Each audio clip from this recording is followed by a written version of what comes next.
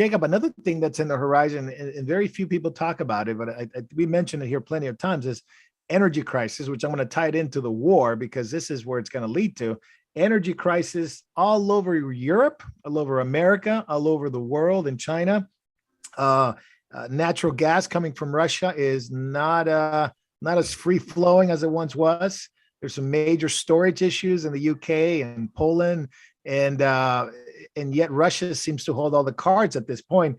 Gas prices in the Dutch TTF hub soared over 10%, over 165 euros per megawatt hour.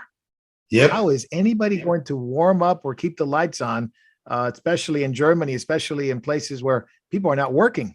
It's That's correct. Completely. Yeah, that is correct. Energy problems in the Czech Republic.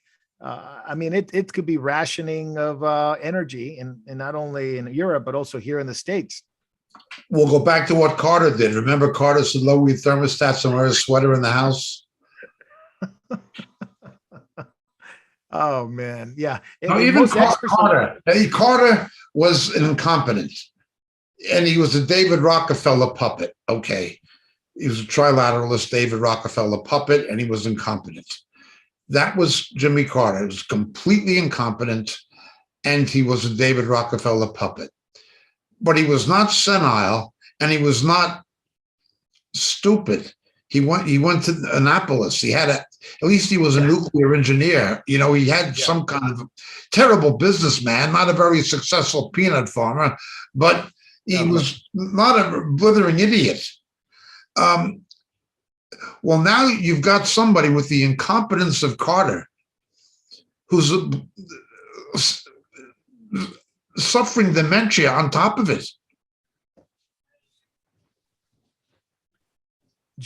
Jacob, in Germany, it seems to be almost suicidal to do this, but they actually are doing it.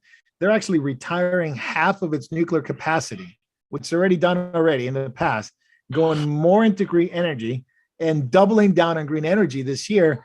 When you have a tremendous gas shortage and energy crisis, they're going into green. They're going more into green. Don't forget, the renewable energy experiment of the world was Germany. They went to 85% plus renewable, and it didn't work. It increased carbon emissions, and it increased energy prices astronomically. Among other reasons, the wind does not always blow and the sun does not always shine. As I've been saying repeatedly, Germany proves the green agenda cannot work. If it can work, it would have worked in Germany. Now, when you're dealing with, let's face it, stupid people, small brain, big mouth, empty barrels make the most noise. Alexandria Ortega-Cortez and people like that who just obviously don't know what they're talking about. Okay, but if somebody does know what they're talking about, they know the green agenda was proven not to have worked. The technology is not there yet. The other thing is this trend towards socialism. Only a blithering idiot would believe it's socialism. Socialism challenges the corporate aristocracy. Now, Silicon Valley and Soros and these people fund it. It's controlled by the corporate aristocracy. But the people who call themselves socialists are too stupid to know it. At least a real socialist knows he's if what he believes may be idiotic, but at least he knows what he believes. These people are too stupid to know what they even believe. I saw this going back, as I've said before, to the Occupy Wall Street movement. They were protesting bank bailouts, thinking they were protesting capitalism, not realizing bank bailouts by the taxpayer, that's not capitalism, that's socialism. But they were too stupid to know it. Oh, man. Now, this shows you the failure of the education system and of the university system, that people who are university educated don't understand the obvious. No. Yeah, there's definitely a disconnect or a cognitive dissonance. You know, they just cannot cope with this. Jacob, at least France is fired up their oil burning plants. At least they see the writing on the wall that says, we're not going to freeze this winter. We're going to fire them up. Now, there's a lot of people coming against them because of the environment, but at least the French got something right. And 7 out of 10 French powerhouses are nuclear powered. Oh, wow. France has always had, in terms of percentage of output, France has always had the most aggressive nuclear powered energy generation of any country in the world.